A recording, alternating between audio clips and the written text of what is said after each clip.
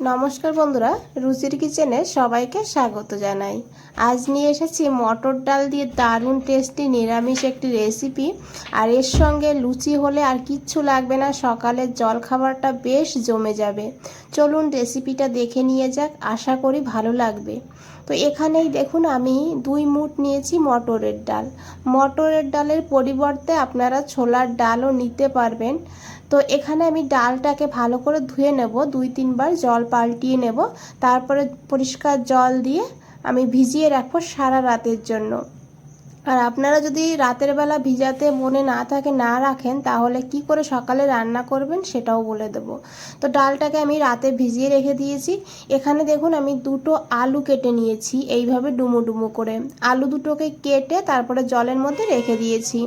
এদিকে একটা কড়াই বসিয়ে দিয়েছি, কড়াইটাকে গরম করে নিয়ে দিতে হবে সর্ষের তেল।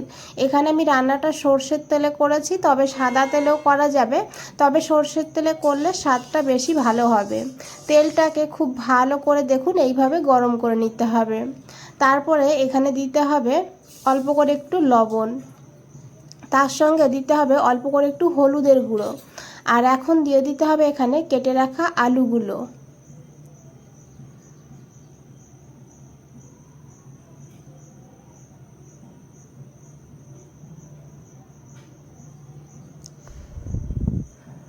এখন আলুটাকে খুব ভালো করে ভেজে নিতে হবে, একটু লাল লাল করে আলুটাকে ভেজে নিতে হবে।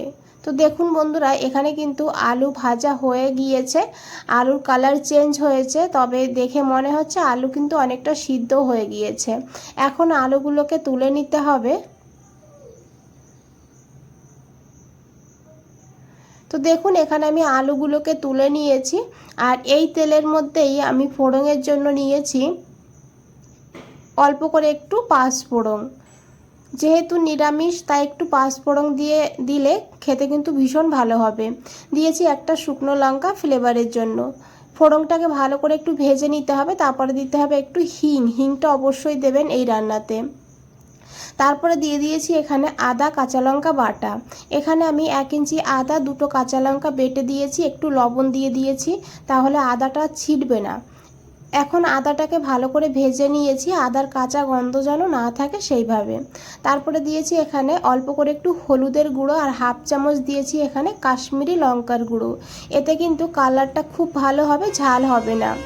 অল্প করে একটু জল যোগ করেছি। এখন মশলাটাকে ভালো করে 2 মিনিট কষিয়ে নেব, যত সময় না মশলার থেকে তেলটা আলাদা হয়ে যাচ্ছে। তো দেখুন বন্ধুরা, মশলাটা এখানে কষানো হয়ে গিয়েছে।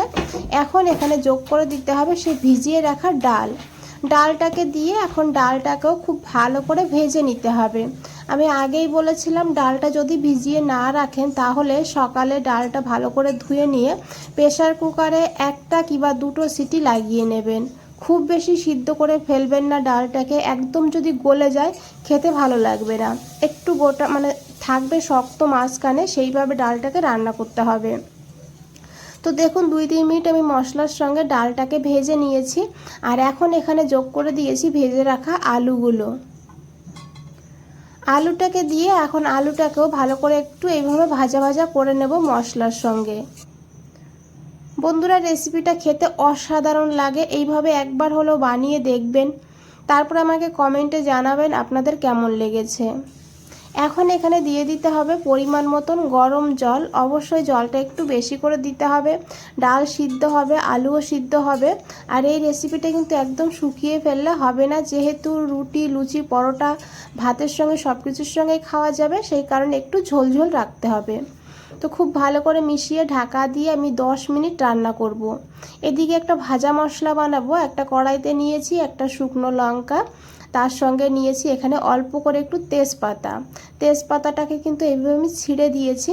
আর তারপরে দিয়েছি 1 চামচের একটু কম নিয়েছি এখানে গোটা ধনিয়া। আর যতটা ধনিয়া ততটাই আমি এখানে জিরে নিয়েছি, গোটা জিরা। গ্যাসের ফ্লেমটা একদম লোতে রাখতে হবে। তারপরে মশলাটাকে ভালো করে ভেজে নিতে হবে।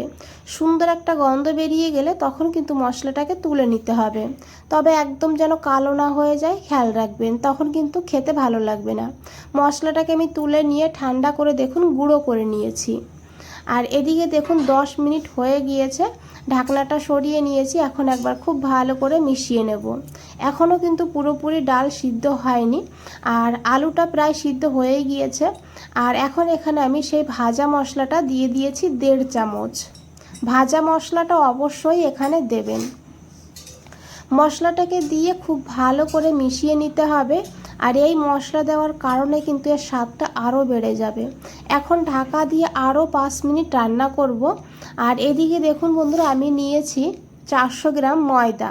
আপনারা ময়দার পরিবর্তে আটাও নিতে পারেন, তবে ময়দা দিয়ে বানালে খেতে ভালো হয়। তারপরে ময়দার সঙ্গে দিয়েছি অল্প করে একটু চিনি, আর তার সঙ্গে দিয়েছি একটু লবণ। আর এখন দিয়ে দিয়েছি এখানে 2 চামচ সাদা তেল। তারপরে দিতে হবে এখানে 2 চামচ টক দই। দইটা ঘরেরই পাতানো, তো এখান থেকে আমি 2 চামচ টক দই যোগ করেছি।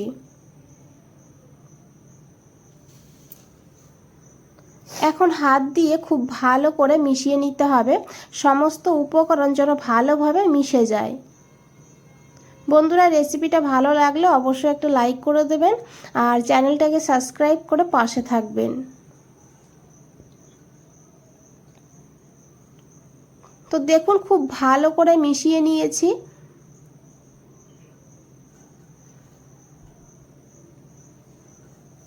এখন এখানে দিতে হবে জল, অল্প অল্প জল দিতে হবে।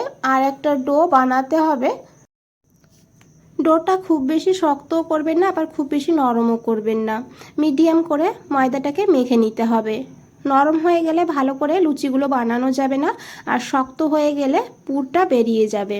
যেহেতু এখানে ছাতুর লুচি বানাবো, সেই কারণে মিডিয়াম করে এই ময়দাটাকে মেখে তারপরে এইভাবে রেখে দিতে হবে কিছু সময়। এখানে দেখুন, আমি আরও 5 মিনিট ঢাকা দিয়ে রান্না করে নিয়েছিলাম। ঝোলটা কিন্তু অনেকটাই টেনে গিয়েছে। এই অবস্থায় কিন্তু নামাতে হবে। আলুগুলো ভালোভাবে সিদ্ধ হয়েছে, 2-1টা আলু এইভাবে ভেঙে ভেঙে দিয়েছি, ঝোলটা একটু ঘন হয়ে যাবে। ডালটা বন্ধুরা এইভাবে সিদ্ধ হয়ে গিয়েছে, দেখুন এইভাবেই সিদ্ধ করতে হবে ডালটাকে। এখন দিয়েছি এখানে আমি 1 চামচ চিনি। চিনিটা আপনারা আপনাদের টেস্ট মতো নিয়ে নেবেন। চিনি দিয়ে খুব ভালো করে এইভাবে মিশিয়ে নিতে হবে। আর এখন দিয়েছি এখানে 1 চামচ ঘি। ঘিটা অবশ্যই দেবেন, দারুণ একটা ফ্লেভার হবে। ঘি দিয়ে খুব ভালো করে মিশিয়ে নিতে হবে। তারপরে 5 মিনিটের জন্য আমি ঢেকে রেখে দেব। এদিকে দেখুন, আমি 5 মিনিট পর দেখিয়ে দিয়েছি কতটা লোভনীয় হয়েছে। আর এই মটরের ডাল আর আলুর এই রেসিপিটা কিন্তু খেতে অসাধারণ লাগে, একবার হলেও বানিয়ে দেখবেন।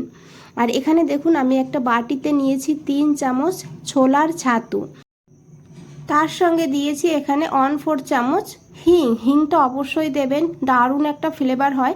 তারপর অল্প জল দিয়ে ভালো করে মেখে নিতে হবে। অবশ্যই এইভাবে একটু জল দিয়ে মেখে নেবেন, শুধু ছাতু দিয়ে কিন্তু বানানো যাবে না, তাহলে ফেটে যাবে লুচিগুলো। তো এইভাবে ভালো করে আমি মেখে নিয়েছি জল দিয়ে। এখানে দেখুন, একটা কড়াইতে আমি দিয়েছি সাদা তেল। সাদা তেলে লুচিগুলো ভেজে নেব। তেলটা গরম হোক, এদিকে দেখুন ডোটা নিয়ে নিয়েছি, আর একবার ভালো করে মেখে নেব। তারপরে এখান থেকে ছোট ছোট লেচি কেটে নিতে হবে লেবুর আকারে। আর তারপরে এটাকে বাটি মতন বানিয়ে নিতে হবে। আর তারপরে এখানে কিছুটা এই ছাতু ভরে দিতে হবে এইভাবে। তারপরে মুখটা ভালো করে বন্ধ করে দিতে হবে, যেন ছাতুটা বেরিয়ে না আসে সেইভাবে। আর ছাতুটা যদি বেরিয়ে যায় তাহলে কিন্তু তেলটা খারাপ হয়ে যাবে। তো এইভাবে অল্প করে একটু তেল লাগিয়ে এখন এটাকে বেলে নিতে হবে। এইটা কিন্তু ফেটে যাবে না, এইভাবে আস্তে আস্তে হালকা হাতে বেলে নেবেন। আর এই লুচিগুলো বন্ধুরা নর্মাল লুচির থেকে কিন্তু একটু মোটা হয়, একদম পাতলা হয় না। দেখুন এইভাবে তেলটা ভালো করে গরম করতে হবে, তারপরে এই লুচিটাকে দিয়ে দিতে হবে। আর গ্যাসের ফ্লেমটা মিডিয়াম টু হাইতে রাখবেন, লোতে ভাজবেন না, তাহলে তেল সোপ করবে লুচিতে। প্রত্যেকটা লুচি কিন্তু এইভাবে ফুলবে। দেখুন কত সুন্দর হয়েছে কালারটাও। আপনারা যেমন খেতে চান সেইভাবে ডার্ক কালার বা হালকা কালার করে ভেজে নেবেন। তো এইভাবে আমি সমস্ত লুচিগুলো ভেজে নেব। তো দেখুন সমস্ত লুচিগুলো এখানে আমি ভেজে নিয়েছি, কিছু লুচি ভেজেছি। এটা কিন্তু খেতে দুর্দান্ত হয়। বন্ধুরা, রেসিপিটা ভালো লাগলে অবশ্যই একটা লাইক করে দেবেন, চ্যানেলটাকে সাবস্ক্রাইব করে পাশে থাকবেন। দেখুন ভেতরে পুরটা কত সুন্দর সব জায়গায় ছড়িয়ে গিয়েছে, খেতেও অসাধারণ। বন্ধুরা আজ তাহলে এই পর্যন্তই, ফিরে আসছি নতুন কোনো রেসিপি নিয়ে। ভালো থাকবেন, সুস্থ থাকবেন, সবাইকে অনেক অনেক ধন্যবাদ এত সময় ধৈর্য ধরে রেসিপিটা দেখার জন্য।